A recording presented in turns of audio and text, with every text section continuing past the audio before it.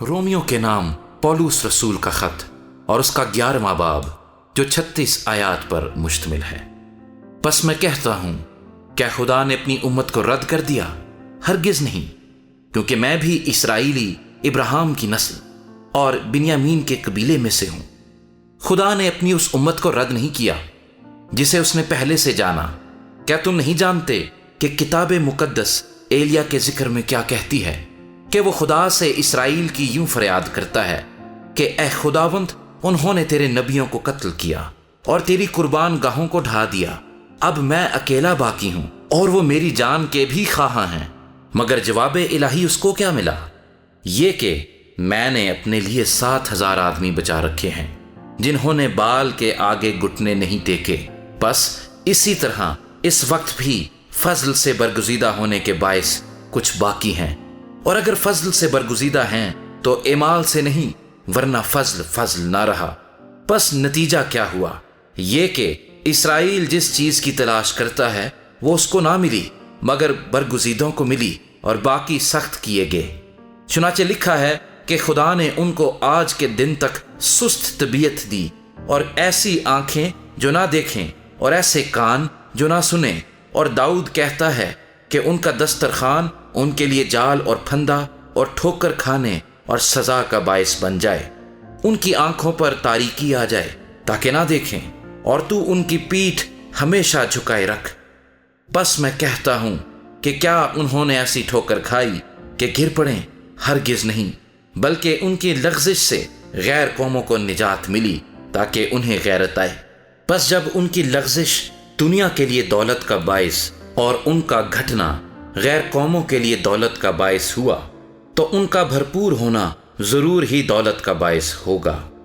मैं ये बातें तुम गैर कौमों से कहता हूं, चूंकि मैं गैर कौमों का रसूल हूं, इसलिए अपनी खिदमत की बड़ाई करता हूं, ताकि किसी तरह से अपने कौम वालों को गैरत दिलाकर उनमें से बाज को निजात दिलाऊं। क्योंकि जब उनका खारिज हो जाना दुनिया के आ मिलने का बायस हुआ, तो क्या उनका मकबूल होना मुर्दों में से जी उठने के बराबर ना होगा?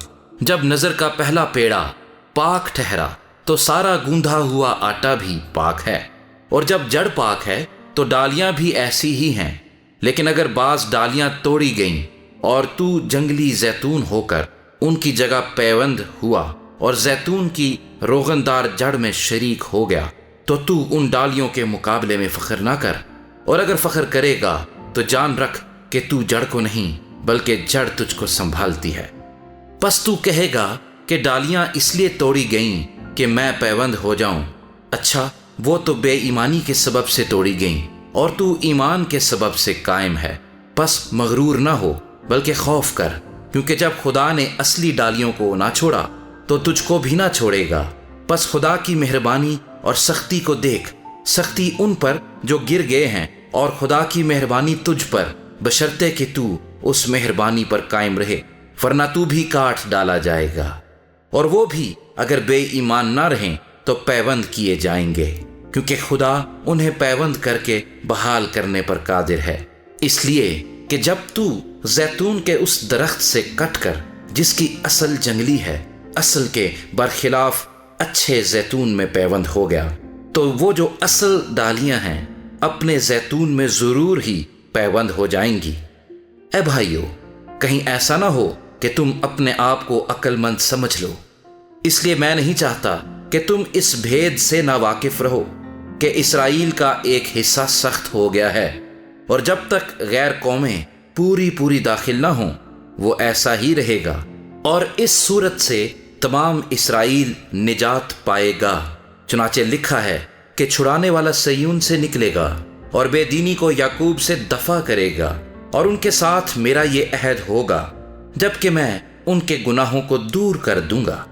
इंजील के एतबार से तो वो तुम्हारी खातिर दुश्मन हैं, लेकिन बरगुजीदगी के एतबार से बाप दादा की खातिर प्यारे हैं, इसलिए कि खुदा की नेमतें और बुलावा बेतब्दील है।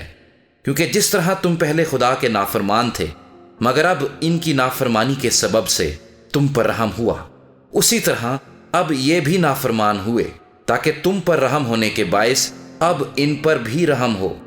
اس لیے کہ خدا نے سب کو نافرمانی میں گرفتار ہونے دیا تاکہ سب پر رحم فرمائے۔ واہ، خدا کی دولت اور حکمت اور علم کیا ہی عمیق ہے! اس کے فیصلے کس قدر ادراک سے پرے اور اس کی راہیں کیا ہی بے نشان ہیں۔